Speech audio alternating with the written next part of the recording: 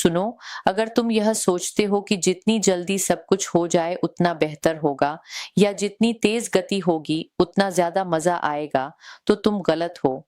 लगभग 90% पुरुष यही सोचते हैं और फिर वही गलती करते हैं, जिसकी वजह से उनकी पार्टनर संतुष्ट नहीं होती बल्कि निराश हो जाती है।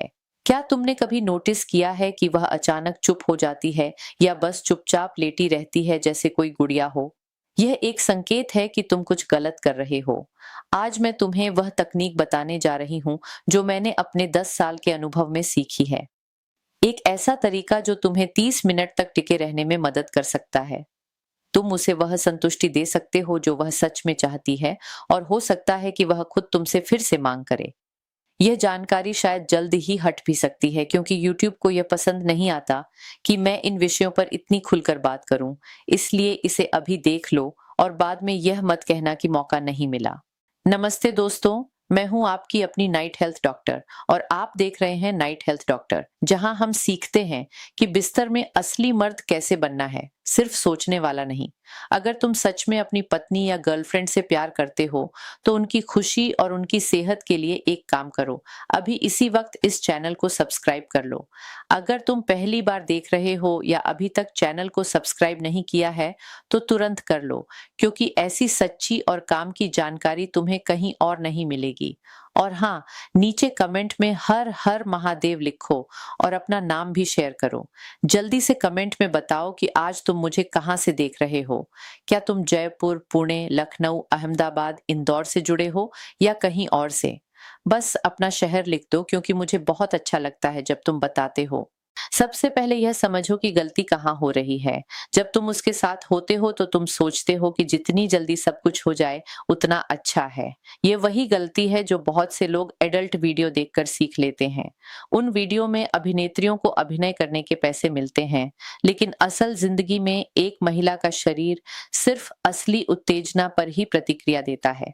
जब तुम जल्दी करते हो तो उसके दिमाग और शरीर दोनों को सही तरह से प्रतिक्रिया देने का समय नहीं मिलता। एक सरल उदाहरण सोचो, अगर तुम चाय को बहुत तेज आंच पर बनाओगे तो उसका स्वाद अच्छा नहीं होगा, लेकिन अगर तुम उसे धीमी आंच पर बनाओगे तो उसकी खुशबू भी आएगी और स्वाद भी बेहतर होगा। निजी पलों में भी यही नियम लागू होता है। जब तुम जल्दी करते हो तो तुम सिर्फ अपने बारे में सोचते हो और उसकी जरूरतों को समझ नहीं पाते। वह अपनी भावनाएं जताने की कोशिश कर सकती है, लेकिन तुम अपने ही पल में खोए रहते हो। इस तरह की गलती सिर्फ शारीरिक समस्या नहीं पैदा करती, बल्कि भावनात्मक निराशा भी पैदा करती है। क्या तुम्हारे साथ कभी ऐसा हुआ है कि तुम जल्दी में थे और बाद में पता चला कि वह संतुष्ट ही नहीं थी? सच बताओ कमेंट में। एक और बड़ी गलती जो बहुत लोग करते हैं वह है हर बार एक जैसा ही रूटीन बनाना। जब हर बार वही पैटर्न दोहराया जाता है तो धीरे धीरे उत्साह खत्म होने लगता है। तुम्हारी पार्टनर को लगने लगता है कि उसे पहले से ही पता है कि आगे क्या होने वाला है। जिज्ञासा खत्म हो जाती है, और जब जिज्ञासा खत्म हो जाती है तो उत्साह और संतुष्टि भी धीरे धीरे कम होने लगती है। इसीलिए विविधता और स्वाभाविकता बहुत जरूरी है। यह कोई गपशप नहीं है, बल्कि रिश्तों के विशेषज्ञ भी यही बात कहते हैं।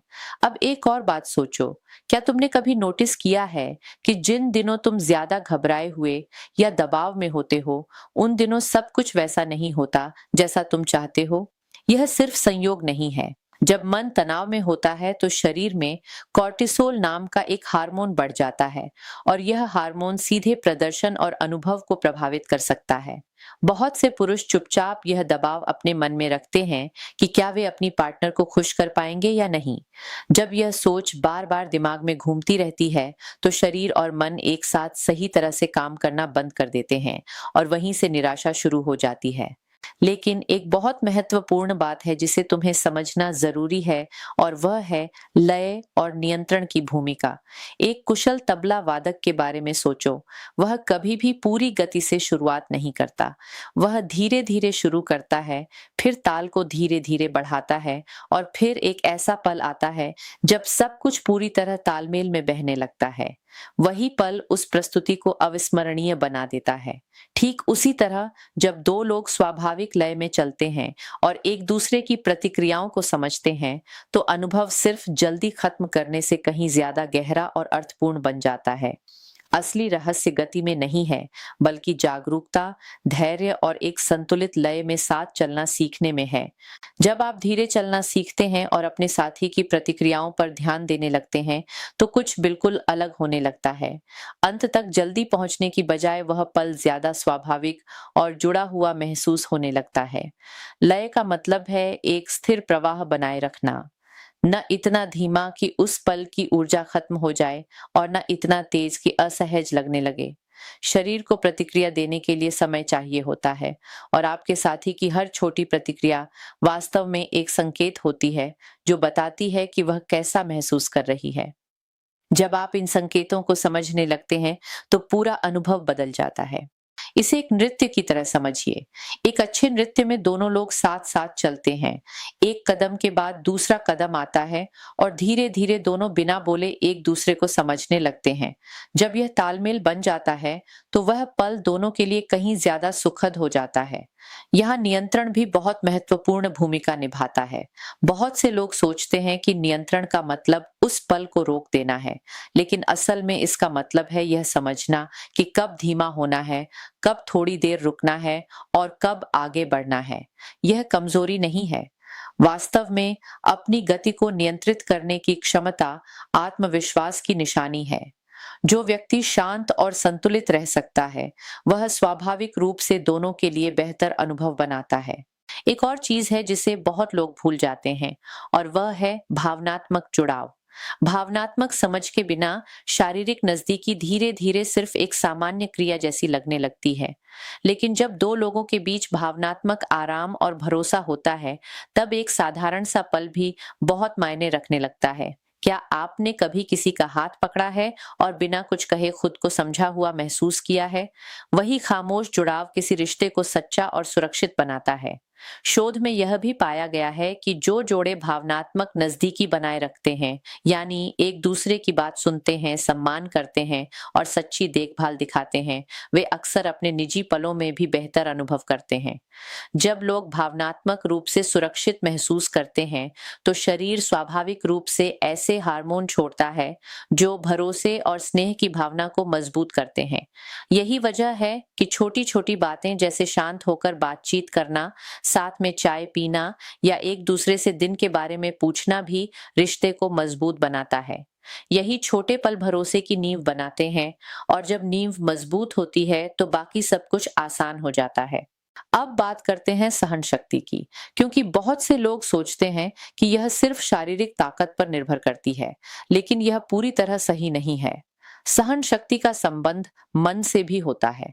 एक ऐसी चीज जिसे अक्सर नजरअंदाज कर दिया जाता है, वह है सांस लेने का तरीका। तीव्र या भावनात्मक पलों में बहुत से लोग अनजाने में सही तरीके से सांस लेना बंद कर देते हैं। कुछ लोग सांस रोक लेते हैं और कुछ बहुत छोटी छोटी सांस लेते हैं। इससे शरीर में ऑक्सीजन का प्रवाह कम हो जाता है और शांत तथा केंद्रित रहना मुश्किल हो जाता है। एक सरल तकनीक जो मदद करती है, वह है डायफ्रामेटिक ब्रीदिंग। इसका मतलब है नाक से धीरे धीरे लंबी सांस लेना, पेट को स्वाभाविक रूप से फैलने देना और फिर धीरे धीरे सांस छोड़ना। इस तरह की सांस शरीर को संकेत देती है कि सब कुछ शांत और नियंत्रण में है। खिलाड़ी अक्सर ध्यान और सहन शक्ति बनाए रखने के लिए ऐसी सांस लेने की तकनीकों का उपयोग करते हैं, और यही सिद्धांत रोजमर्रा की जिंदगी में भी मदद कर सकता है। एक और आसान तरीका है जिसमें आप धीरे धीरे सांस लेते हैं, कुछ क्षण के लिए रोकते हैं और फिर धीरे धीरे छोड़ते हैं। अगर इसे रोज कुछ मिनट अभ्यास किया जाए, तो मन शांत और शरीर अधिक संतुलित महसूस करने लगता है। खाने की आदतों का भी सहन शक्ति पर शांत लेकिन मजबूत प्रभाव होता है। पोषक तत्वों से भरपूर खाद्य पदार्थ जैसे मेवे और बीज शरीर को जरूरी खनिज देते हैं, जो समग्र स्वास्थ्य को सहारा देते हैं। दूसरी ओर बहुत ज्यादा प्रोसेस्ड भोजन, अधिक चीनी और अस्वस्थ आदतें धीरे धीरे ऊर्जा और सहन शक्ति को कम कर सकती हैं। जब कोई व्यक्ति अपनी सेहत और प्रदर्शन को बेहतर बनाना चाहता है, तो पहला कदम अक्सर रोजमर्रा की आदतों और पोषण को सुधारना होता है। जब सांस स्थिर हो जाती है और शरीर आराम महसूस करता है, तो मन भी अधिक स्पष्ट हो जाता है। और जब मन और शरीर एक दूसरे के खिलाफ काम करने की बजाय साथ काम करने लगते हैं, तो पूरा अनुभव अधिक सहज और स्वाभाविक बन जाता है। यही कारण है कि धैर्य, जागरूकता और जीवन शैली में छोटे छोटे बदलाव कभी-कभी लोगों की उम्मीद से कहीं ज्यादा बड़ा फर्क ला सकते हैं। जब आप इन छोटी छोटी बातों को समझना शुरू करते हैं, तो आपको एहसास होता है कि नजदीकी कोई दौड़ नहीं है जिसे जल्दी खत्म करना हो। यह एक यात्रा की तरह है, जिसमें दोनों लोग साथ साथ आगे बढ़ते हैं। जब आप अपने साथी की गति पर ध्यान देते हैं, उसकी प्रतिक्रियाओं को समझते हैं और सच में उस पल में मौजूद रहते हैं, तो अनुभव अपने आप गहरा और अधिक अर्थपूर्ण बन जाता है। असली संतुष्टि जल्दी करने से नहीं मिलती, वह जुड़ाव, धैर्य और आपसी समझ से आती है। कभी कभी एक छोटा सा इशारा भी सब कुछ बदल सकता है। एक दूसरे की आंखों में देखना, हाथ पकड़ना या साथ में कोई शांत पल बिताना भावनात्मक जुड़ाव को और मजबूत बना सकता है। जब किसी व्यक्ति को सम्मानित, महत्वपूर्ण और समझा हुआ महसूस होता है, तो रिश्ता कहीं ज्यादा संतोषजनक बन जाता है। ऐसे पलों में दोनों साथी एक दूसरे पर ज्यादा भरोसा करने लगते हैं और वही भरोसा सच्ची नजदीकी की नींव बन जाता है। हमेशा याद रखिए कि एक मजबूत रिश्ता देखभाल और ध्यान देने से बनता है, सिर्फ बदले में कुछ पाने की उम्मीद करने से नहीं। जब आप सच में अपने साथी की भावनाओं और जरूरतों को समझने की कोशिश करते हैं, तो वह भी आपको वही देखभाल और सम्मान लौटाने के लिए प्रेरित होती है। समझ और सम्मान का यही संतुलन किसी भी रिश्ते को स्वस्थ और लंबे समय तक टिकाऊ बनाता है। ये किसी को कुछ साबित करने या अवास्तविक उम्मीदों से मुकाबला करने के बारे में नहीं है। ये साथ मिलकर आराम, भरोसा और खुशी बनाने के बारे में है। एक और महत्वपूर्ण सच यह है कि हर व्यक्ति का शरीर और मन अलग तरह से काम करता है। कभी कभी लोगों को चिंता, आत्मविश्वास की कमी या शारीरिक असहजता जैसी समस्याओं का सामना करना पड़ता है। अगर जीवन शैली और बातचीत में सुधार करने के बाद भी ऐसी समस्याएं बनी रहती हैं, तो किसी विशेषज्ञ की सलाह लेने में कोई शर्म नहीं है। स्वास्थ्य विशेषज्ञ लोगों को अपने शरीर को बेहतर समझने और सुरक्षित तथा प्रभावी समाधान खोजने में मदद करने के लिए ही होते हैं। अपनी सेहत का ध्यान रखना हमेशा एक जिम्मेदार कदम होता है, शर्म की बात नहीं। दोस्तों, मुझे पता है कि ऐसे विषयों पर खुलकर बात करना कभी-कभी थोड़ा असहज लग सकता है, लेकिन सच्चाई यह है कि जिन बातों पर हम चर्चा नहीं करते, वही बाद में बड़ी समस्याएं बन जाती हैं। जब हम उन्हें सम्मानपूर्वक और सीखने की भावना के साथ समझने की कोशिश करते हैं, तो उन समस्याओं को सुधारा जा सकता है। एक स्वस्थ रिश्ता समझ, बातचीत और भावनात्मक सहारे पर निर्भर करता है। आपके साथी की खुशी महत्वपूर्ण है, आपकी अपनी भलाई भी महत्वपूर्ण है, और जो रिश्ता आप दोनों साझा करते हैं, वह ध्यान और देखभाल के लायक है। इसलिए आज से बस एक छोटी सी आदत बदलने की कोशिश करें। थोड़ा और ध्यान से सुनें, महत्वपूर्ण पलों में शांत रहें और जल्दबाजी करने की बजाय जुड़ाव पर ध्यान दें। कई बार सबसे छोटे बदलाव ही रिश्ते में सबसे बड़ा फर्क लेकर आते हैं। अगर आपको यह जानकारी उपयोगी लगी हो, तो इसे लाइक करके और ऐसे लोगों के साथ शेयर करके अपना समर्थन जरूर दिखाइए जिन्हें इससे फायदा हो सकता है। और कमेंट में ईमानदारी से बताइए कि क्या आपने कभी अपनी लय, सांस लेने के तरीके या बातचीत को बेहतर बनाने की कोशिश की है और आपको उसमें क्या फर्क महसूस हुआ। मैं आपके कमेंट पढ़ता हूँ और वही हमें आगे किन विषयों पर बात करनी है, इसमें मदद करते हैं। अगली बार फिर मुलाकात होगी। तब तक अपनी सेहत का ध्यान रखें, अपने साथी का सम्मान करें और उस रिश्ते को मजबूत बनाते रहें जो आपकी जिंदगी को सच में अर्थपूर्ण बनाता है।